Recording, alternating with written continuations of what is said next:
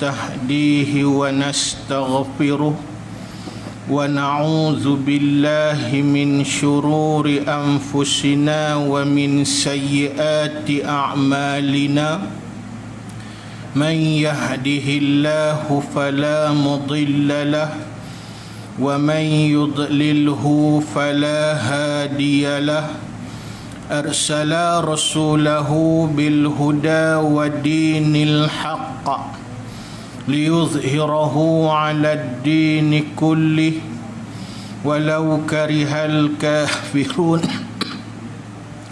أشهد أن لا إله إلا الله وحده لا شريك له وأشهد أن محمدا عبده ورسوله سيد الجن والبشر رب اشرح لي صدري ويسر لي أمري واحلل عقدة من لساني يفقه قولي اللهم أرنا الحق حقا وارزقنا اتباعه وأرنا الباطل باطلا وارزقنا اجتنابه قال الله تعالى في القرآن العزيز أعوذ بالله من الشيطان الرجيم الذين يستمعون القول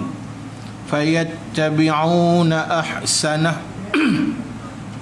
أولئك الذين هداهم الله وأولئك هم أولو الألباب صدق الله العظيم. Yang dihormati Tuan Imam, yang dihormati ahli jawatan kuasa serta pegawai-pegawai masjid, yang dihormati alim-alim ulama, pimpinan-pimpinan masyarakat, seterusnya muslimin yang dirahmati oleh Allah Ta'ala sekalian. Pertama-tamanya marilah sama-sama kita mulakan pertemuan ini sebelum kita melaksanakan ibadah fardu jemaat dengan sama-sama kita rafakkan dulu kesyukuran yang tak terhingganya kepada Allah Tuhan kita semua yang bersifat dengan sifat kamalat, sifat kesempurnaan yang tak terhingga banyaknya, yang tidak putus-putus mengurniakan kita dengan pelbagai nikmat dan anugerah. Dengan nikmat dan anugerah ini kita manfaatkan sungguh-sungguh untuk kebahagiaan hidup kita, bukan sekadar di dunia tapi sampai kepada akhirat Allah Subhanahu wa ta'ala. Begitu banyaknya limpahan pemberian dan anugerah Allah yang ni disebut oleh ulama terbit daripada sifat Ar-Rahman yang kerap kita sebut, iaitulah Bismillahirrahmanirrahim. Dengan nama Allah yang bersifat Ar-Rahman. Apa makna Ar-Rahman? Itu yang kebanyakan daripada kita terjemahkan dengan makna iaitulah pemurah ataupun yang amat murah. Tafsiran yang dibuat oleh Imam Ahmad As-Sawi Al-Maliki, makna pemurah itu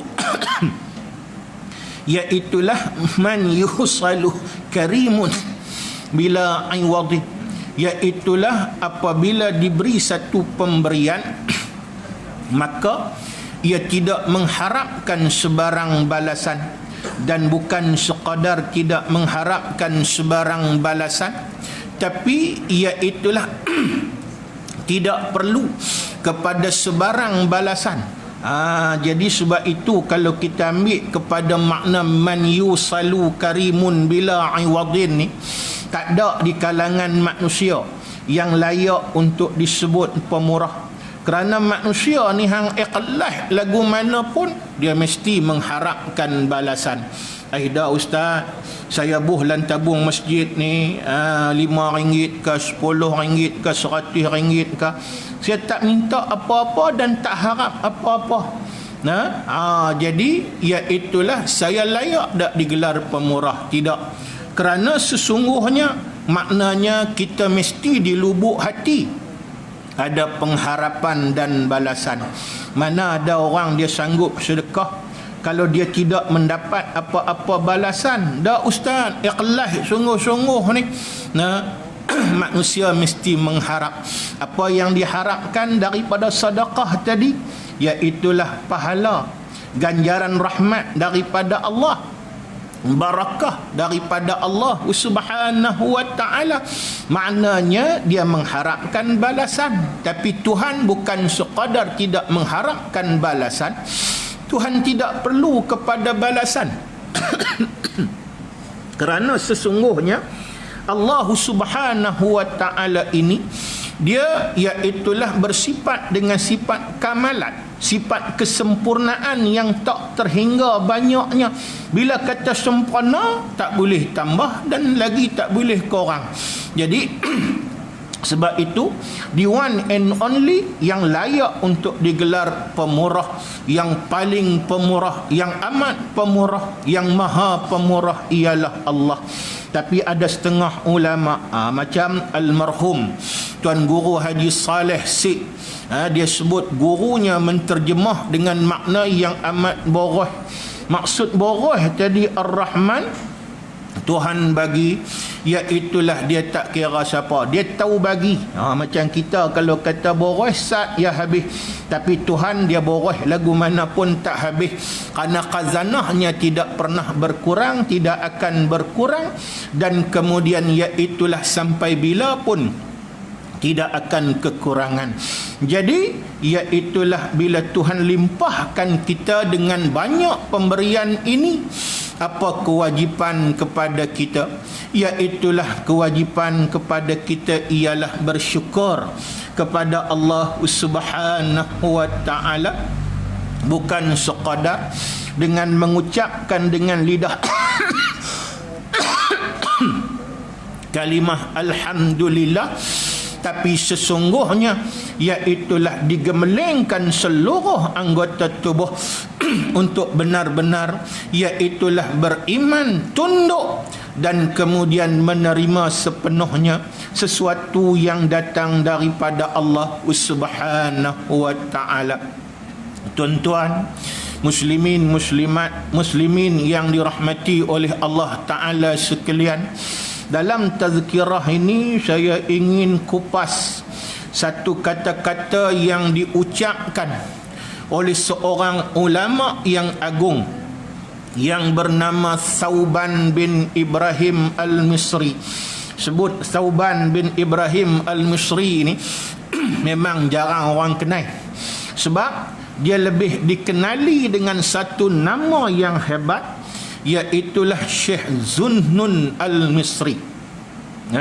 Syekh Zunnun Al-Misri ataupun Thauban bin Ibrahim Al-Misri ini bukan calang-calang ulama. Dia salah seorang penguasa di kalangan ulama yang hebat. Dia sanggup demi ketaatan kepada Allah sepenuhnya, iaitulah meninggalkan kawan apabila kawannya itu menjadi seorang penguasa yang hebat. Daripada kecil, iaitulah dia berkawan rapat dengan seorang pemerintah yang agung yang akhirnya bakal menjadi khalifah bagi dinasti Abbasiyah yang terkenal, iaitulah Syekh Harun Ar-Rasyid, Khalifah Harun Ar-Rasyid. Dia berkawan tu dengan anak Khalifah Al-Mahdi, putera mahkota. Daripada kecil ni member rapat. Kalau orang lah dia kata BFF, best friend forever. Memang rapat, sungguh-sungguh, kemas sungguh-sungguh. Tapi apabila Khalifah Al-Hadi mati, bukan Al-Mahdi, Al-Mahdi Tok Wan, Al-Hadi, maka iaitulah ditabalkan Harun Ar-Rasyid ni sebagai khalifah. Bila ditabalkan jadi khalifah, maka dia meminggirkan terus dirinya daripada kawan rapat. Dia maknanya iaitulah dia lari terus daripada Khalifah Harun Ar-Rasyid. Harun Ar-Rasyid jadi rindu, hantar surat kat dia, wahai kawan, nah, pasal apa hang lari daripadaku? Banyak di kalangan orang ni, hak yang aku tak kenal pun dia mengaku kawan. Bila aku jadi khalifah, hak yang aku tak biasa dengan dia pun dia mengaku adik-beradik, dia mengaku kawan rapat. Tapi hang yang mengaku kawan rapatku, tiba-tiba bila aku jadi khalifah, hang meminggirkan diri daripadaku. Wahai sahabat, sesungguhnya itulah dia maksud fitnah, dan aku nak elak daripada fitnah. Jawapan hebat tuan-tuan muslimin muslimat rahimahullah. Macam kita lah, kalau ada member tentu dia berjawatan, masa tu tentulah kita dalam otak kepala kita akan kata senang ada kabel yang paling rapat untuk aku nak ambil peluang. Artinya di situ sudah tak betul. Sebab apa? Sebab kita mengirakan untuk kemudahan dan manfaat diri kita, dan inilah yang akan menimbulkan banyak fitnah di atas muka bumi Allah. Pasal mungkin sungguh kawan kita tu dia tak rekomen apa, dia tak tolong apa, tapi persoalannya fitnah, tetap fitnah. Sebab itu Sauban bin Ibrahim ini, ulama yang bernama Zunnun Al-Misri ini, dia tetap menunaikan prinsip Islam, mengelakkan daripada fitnah. Saya kebetulan duk rojok dalam kitab tadi ni, jumpa satu rantaian kata-kata yang dibuat oleh Syekh Zunnun Al-Misri untuk saya kongsi dengan tuan-tuan. Dalam apa? Iaitulah tazkirah kita pada hari ini tuan-tuan yang dirahmati oleh Allah Ta'ala sekalian. Apa yang dia sebut tuan-tuan? Dia kata halakal insan bi khamsati asya.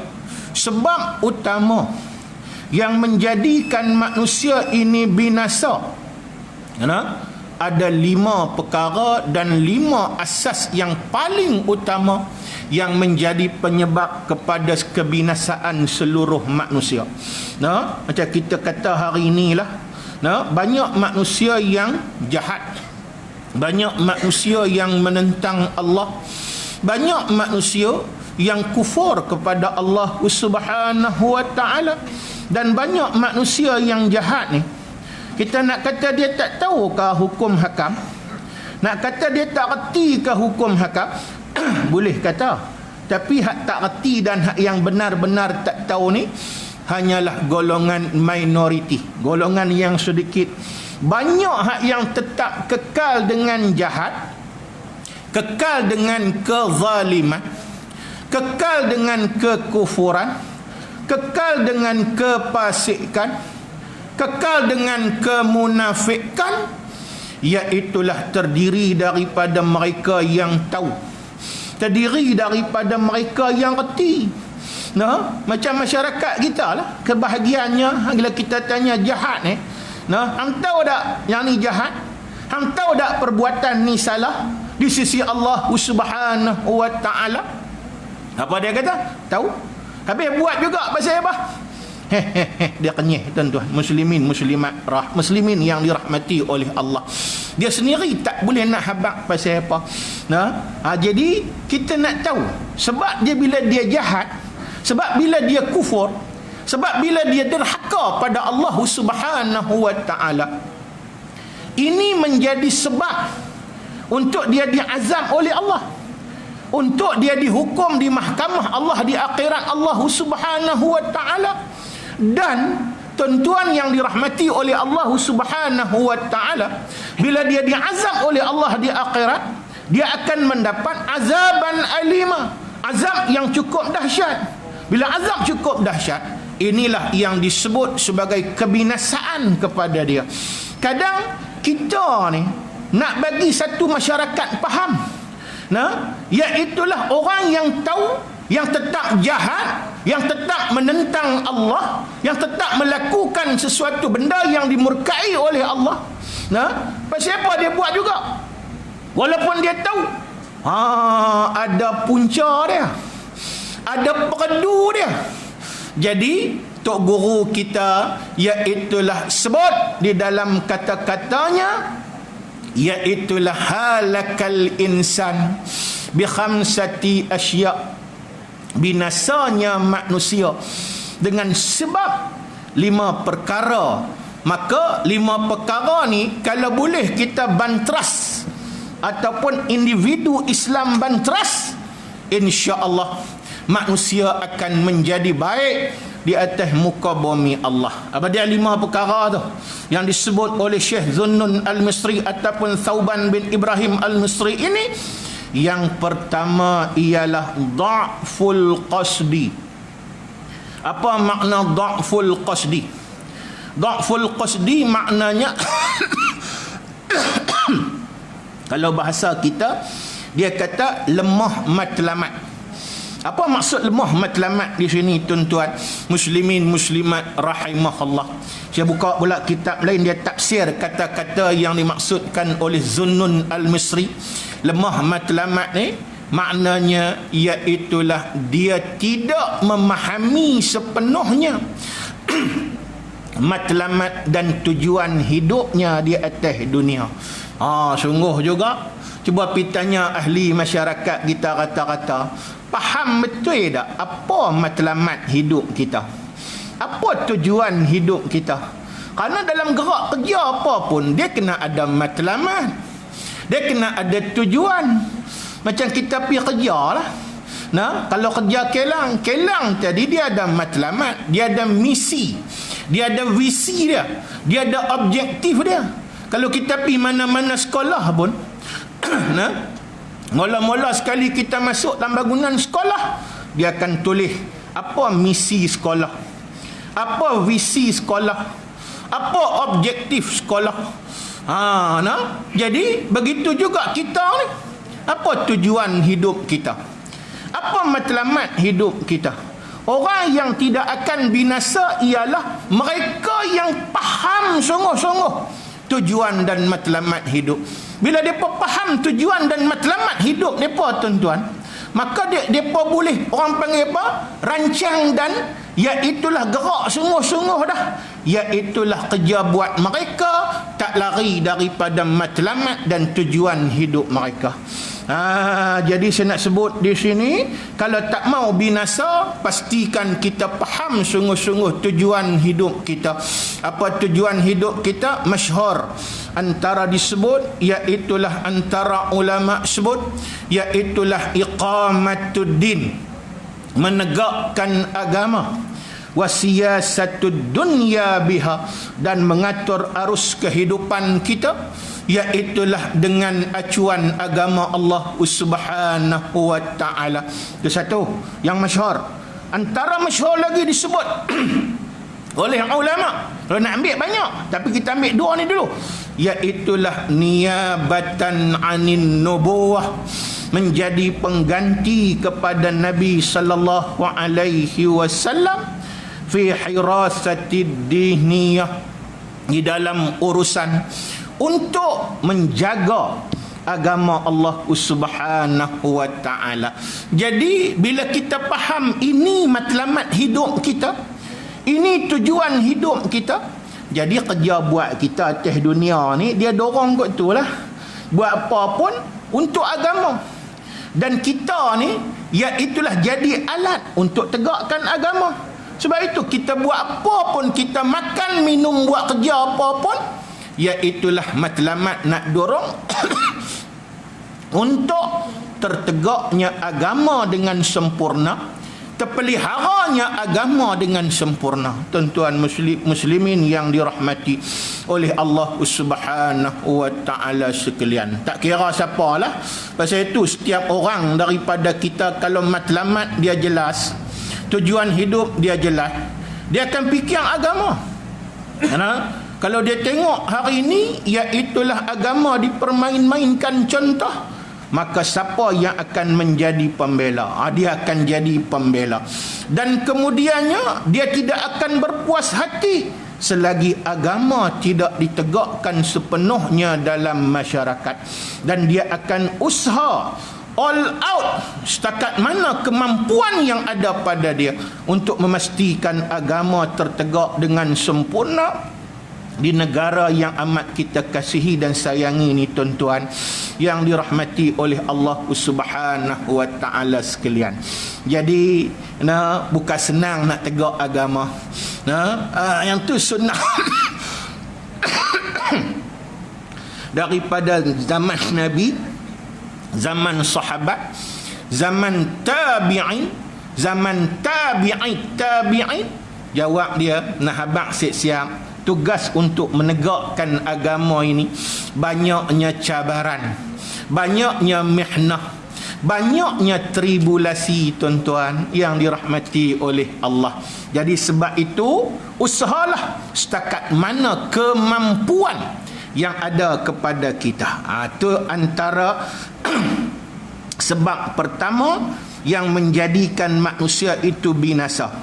Kemudian yang keduanya yang disebut oleh Syekh Zunnun Al-Misri, iaitulah yahtammu bijazaid dunya dunal akhirah, terlampau mengutamakan kelebihan dunia daripada kelebihan akhirat Allah Subhanahu wa taala.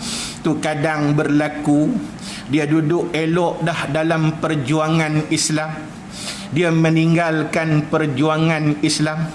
Pasal apa? Kaji. Rupa-rupanya dia tak dapat habuan dunia. Dan matlamat utama dia duduk dalam perjuangan Islam pun kerana iaitulah matlamat dia nak bagi mendapat habuan dunia. Ni silap banyak, tuan-tuan. Bukan takat tu, banyak di kalangan ahli masyarakat kita macam tu. Dia lebih utama habuan dunia daripada habuan akhirat. Sedangkan kalau orang tu orang yang saleh, orang yang beriman, dapat habuan dunia ni bonus. Tapi habuan yang paling utama ialah akhirat Allah Subhanahu wa taala. Kerana macam cerita tak sat sifat Ar-Rahman, yang ni sifat umum. Umum ni maksudnya, sebab itu saya sebut tadi, apa pandai disebut oleh Tuan Guru almarhum Tuan Guru Haji Saleh Sik, dia kata makna terjemah dia, pandai terjemah dengan makna amat boros. Maksud boros itu Tuhan bagi kat siapa pun, tak kira siapa. Pasal itu orang kafir pun dapat, orang yang fasik pun dapat, orang zalim pun dapat, tak kira siapa. Sebab itu saya mengaji tafsir dulu, duk ingat lagi Tok Guru kata, cuba kita tengok Ar-Rahman disudahkan dengan huruf nun. Yang nun tu gigi dia terbuka luas. Maknanya apa? Itu gambaran begitu. Maknanya sifat Allah Ta'ala, pemurah Allah Ta'ala, borosnya Allah Ta'ala ni Tuhan bagi kepada semua. Tapi Tuhan seimbangkan dengan sifat Ar-Rahim. Apa makna Ar-Rahim? Imam Sawi sebut makna Ar-Rahim ialah apa dia? Iaitulah Ar-Rahmah itlaqu ala ahlihi, iaitulah kasih sayang yang Tuhan bagi hanya kepada orang yang disayangi oleh Allah, orang yang dipilih oleh Allah. Orang, sebab itu terjemah makna iaitu Tuhan yang maha penyayang. Tuhan yang maha penyayang. Cebisan sifat Ar-Rahman yang kita nak terima ni di mana? Di akhirat. Di akhirat. Pasal itu Ar-Rahim, Ar-Rahman, Ar-Rahim. Ar-Rahim ni yang makna dengan makna kasih sayang tadi ni, iaitulah Tuhan bagi banyak di akhirat. Pasal itu Tuhan bagi pula dia tak macam Ar-Rahman. Ar-Rahman ni iaitulah inklusif, semua dapat. Ar-Rahim inklusif, orang tertentu saja dapat, iaitulah orang yang dikasihi oleh Allah. Pasal itu Ar-Rahim disudahi dengan huruf mim yang gigi dia tertutup. Kecil saja gigi dia tertutup pula. Maknanya yang ni kira iaitulah pilihan Allah. Jadi maknanya iaitulah Tuhan bagi Ar-Rahim ni nikmat yang tidak terhingganya tuan-tuan. Iaitulah kalau banding contoh di dunia kita dapat macam-macam contohnya, tapi di akhirat insya-Allah kalau orang yang jadi ahli syurga Allah, nikmat dia memang hebat, tak dapat digambarkan. Kata ulama tauhid, ma la ainun ra'at wa ma la uzunun sami'at wa ma la fi qalbi qataraha. Sesuatu yang tidak pernah dilihat oleh mata, sesuatu yang tidak pernah didengar oleh telinga, sesuatu yang tidak pernah terlintas oleh hati kita. Nah, pasal itu nak gambarkan nikmat syurga ni tak tahu nak abang lah tuan-tuan. Pasal itu orang-orang yang beriman ini Tuhan akan uji dia. Nah, uji dia nak tengok hang lebih utamakan habuan dunia ke habuan akhirat. Sekali lagi kita kata kalau lagu tu tak boleh ambil langsung habuan dunia, dak. Maknanya boleh, tu saya kata tadi, iaitulah kalau kita dapat habuan dunia, contoh kalau perang dapat ghanimah, nah itu merupakan satu bonus. Tapi bukan yang tu yang paling utama. Yang paling utama di akhirat. Pasal tu kalau tak dapat apa pun tak apa, tak gaduh nak merajuk, tak gaduh nak lari daripada sah perjuangan dan sebagainya. Pasal apa? Pasal nu utama kita ialah habuan di akhirat. Yang tu persoalan yang paling penting. Dan sifat mengutamakan habuan dunia ni, maka ini penyakit yang paling utama lebih daripada habuan akhirat. Jadi ubah tune, maknanya lebih kira habuan akhirat lebih daripada habuan dunia. Tu orang tua dulu, pasal apa hidup mereka berkat? Salah satunya, mereka lebih banyak mengutamakan habuan akhirat dari habuan dunia. Saya duk ingat lagi satu belah kampung saya satu orang tua, pokok rokam banyak di rumah dia. Dia buat buat jeruk. Kami budak-budak rajin pergi beli. Tapi pergi beli ni 2-3 kupang. Hak beli 2-3 kupang, dia jual lah 2-3 kupang tadi. Tapi dia bagi sat lagi ni seolah-olah rega RM1 punya. Bila 2-3 kali jadi lagu tu, ada orang tanya, Tok Ngah jual ni tak untung lagu ni punya cerita. Pasal apa? Jual 3 kupang, bagi 7 kupang. Kalau kita pergi beli hari ni contohlah, kita beli ikan sekilo, lepas tu dia bungkus kat kita 3 kilo. Kita kata nak sekilo ya, kita membayar harga sekilo. Rugi punya cerita. Rugi punya cerita. Tapi apa jawab Tok Ngah lagi? Tok Ngah kata, hak yang tadi hang beli, hak lebih ni Tok Ngah sedekah. Pasal apa sedekah? Sebab iaitulah ini disukai dan dikasihi oleh Allah. Baik itu budaya ni berjalan, maka banyak masyarakat kita terpelihara. Tapi hari ini banyak Allah Ta'ala tarik barakah. Pasal apa? Semua kira habuan dunia tuan-tuan daripada habuan akhirat. Dia jadi lagu tu. Tu nombor 2. Nombor 3, ni paling penting sekali ni. Yang ni yang jadi penyakit ulama, penyakit tu imam, penyakit orang yang berkuasa, yang menyebabkan mereka akhirnya jadi jahat. Apa dia tu? Yang ketiga, ibtigha'u ridal makhluk dunal khaliq. Lebih mementingkan redha manusia daripada redha Tuhan. Dia lebih orang panggil apa? Lebih nak orang sayang kat dia, orang redha kat dia daripada Tuhan redha. Kita buh makna dia. Makna dia lebih kurang macam ni juga. Dia lebih takut orang benci kat dia daripada Tuhan murka kat dia. Saya ingat Tok Guru Besar dulu di pondok, hang bila mengajak betul-betul, sampaikan.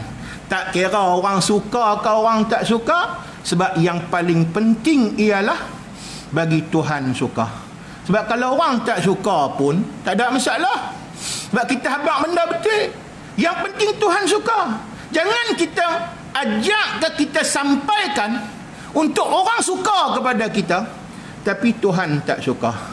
Yang ni kesukaan yang sebentar. Kerana kita bersama dengan manusia tekan hidup ya. Kita akan pergi kat Tuhan sampai bila-bila, tuan-tuan. Saya ingat lagi, satu orang guru. Saya mengaji tauhid kat dia.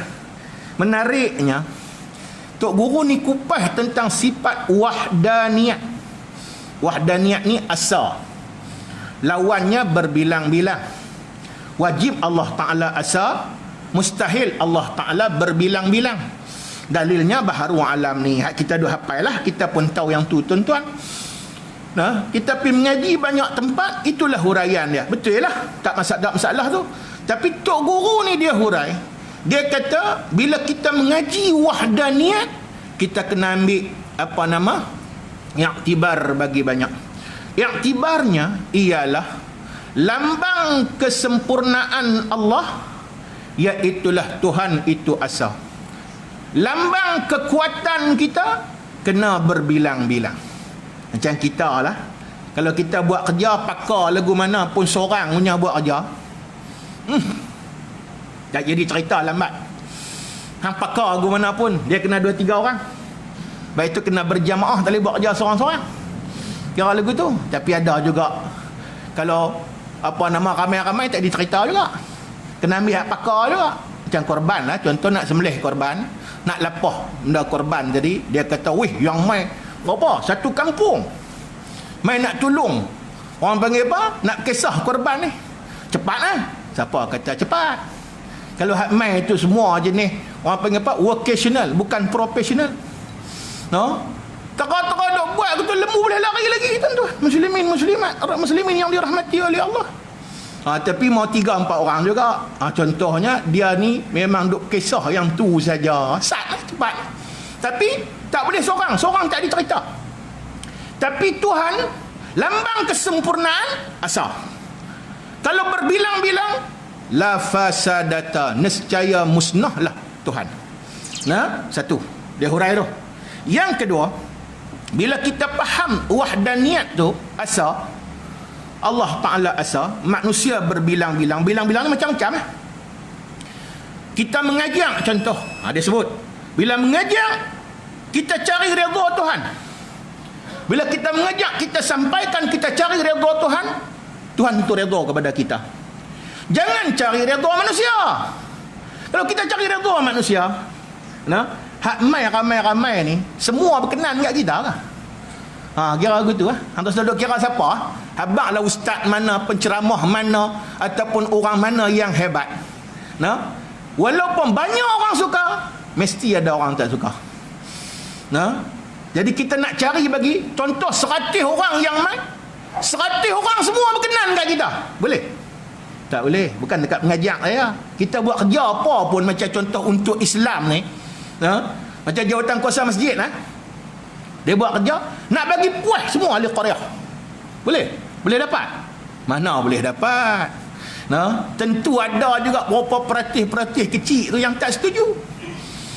Yang tu makna dia. Sebab itu kalau kita nak cari redha manusia, bagi semua berkenan kat kita, sampai bila pun kita tak akan dapat.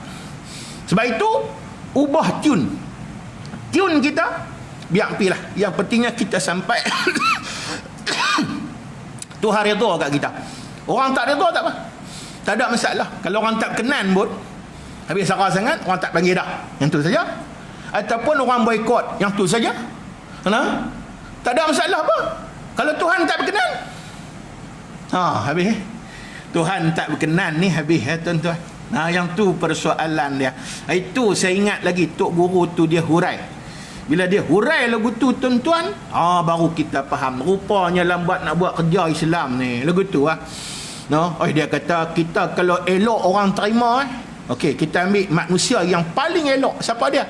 Junjungan besar kita Nabi Muhammad sallallahu alaihi wasallam. Ada orang lawan tak? Awak tak ada. Hak lawan dia pula bila tanya, betul tak Nabi? Betul. Dia mengaku. Tiba siapa dia lawan? Yang tu cerita lain lah. Nanti cerita sunnah perjuangan dia lagu tu. Tu yang ketiga.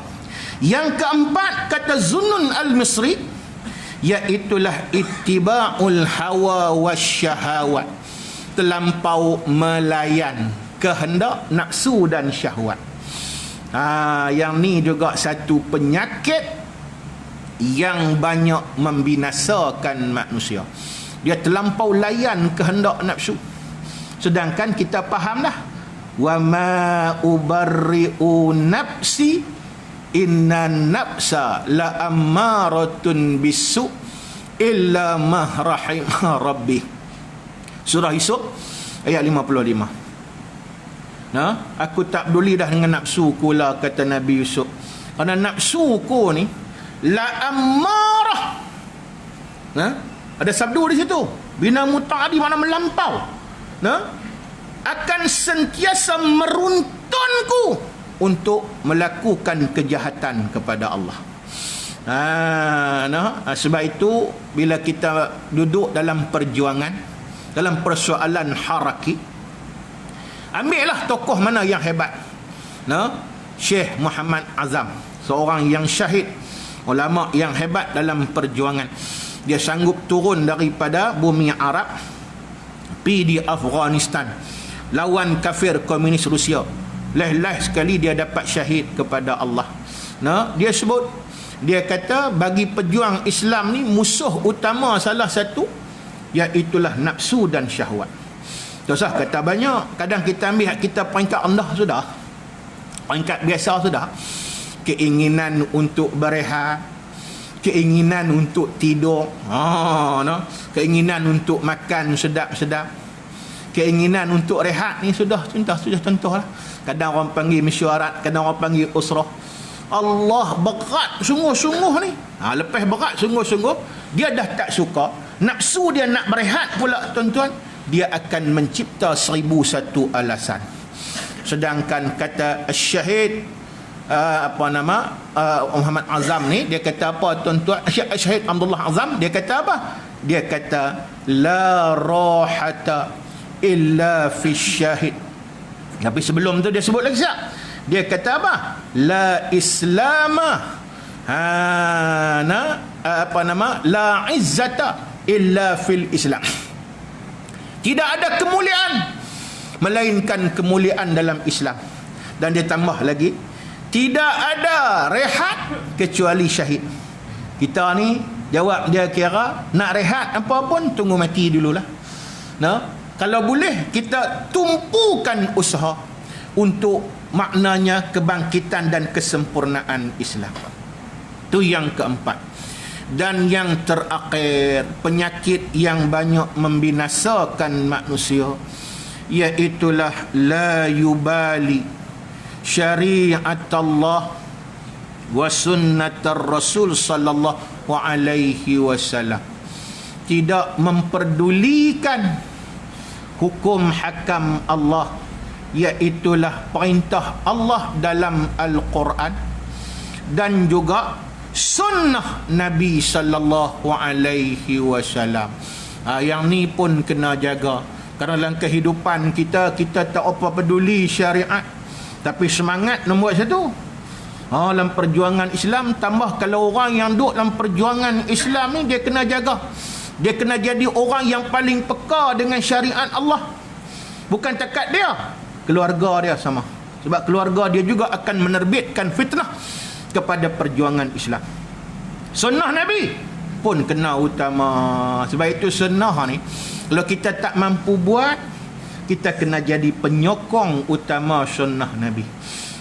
Jangan sekali lagi kita juga orang yang meringankan dan mempermain-mainkan sunnah Nabi sallallahu alaihi wasallam. Kerana pada sunnah ni dia ada izzah. Contoh berserban. Izzah, iaitulah izzah yang paling utama. Baik itu saya teringat kata-kata seorang panglima perang bangsa Magyar.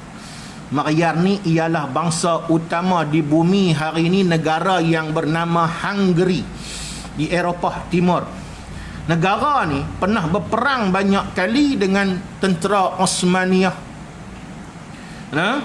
Dan ada kala Osmaniyah menang, ada kala tentera ni menang. Panglima dia yang paling hebat dalam sejarah nama dia Hunyadi. dan terkenal dia sebagai seorang panglima yang, kalau bahasa kampung kita kata, orang panggil apa, dahagi ni kira atau kalau bahasa tempat kita, kalau orang tua dia kata syendu. Habis cerita lah. Kita lah ni dia tukar syendu jadi sadu. Sadu badan saja. Ni kalau dahagi ni, dia jenis dia tak kira. Dia tak kira kalau depan tu ada api dia boleh pi.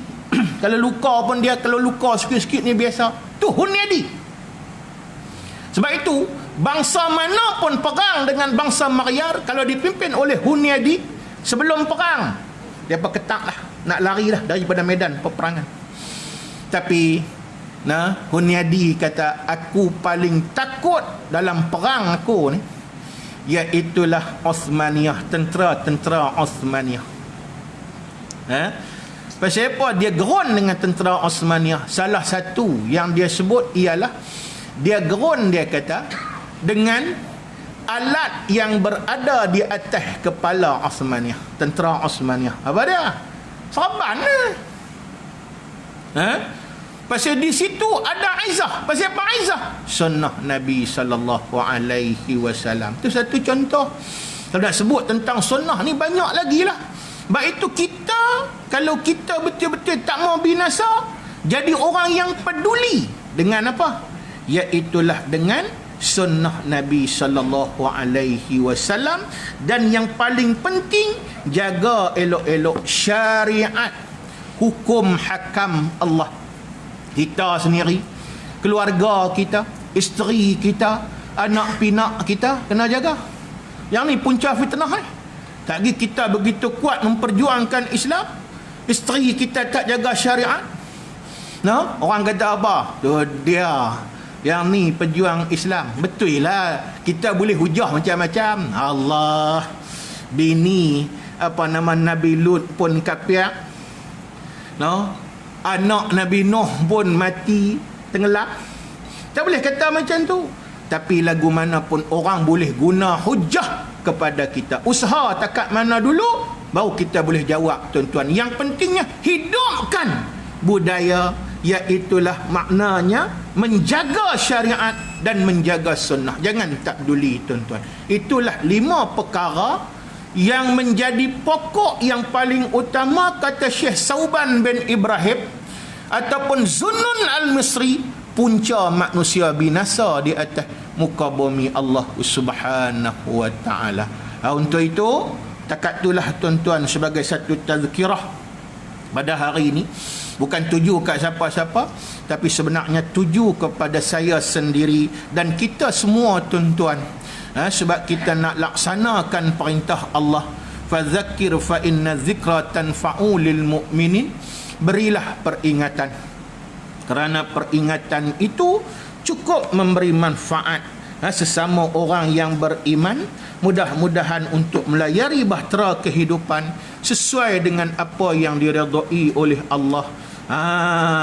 Jadi kita, walaupun mungkin setengah ahli masyarakat kita ada sifat ini, kita usahalah takat mana yang boleh untuk menjauhkan 5 perkara ini daripada ahli masyarakat kita. Saya mohon ampun dan maaf yang baik daripada Allah, yang lemahnya saya, walaupun hakikat utama tetap daripada Allah. Untuk itu kita tunda pertemuan kita hari ini dengan sama-sama kita hadiahkan Fatihah kepada Nabi SAW, sahabat, ijma' ulama dan mereka-mereka yang telah mendahului kita. Al-Fatihah. A'udzubillahi minasyaitanir rajim. Bismillah. Alhamdulillahi rabbil alamin. Ar-Rahmanir Rahim. Maliki yaumiddin.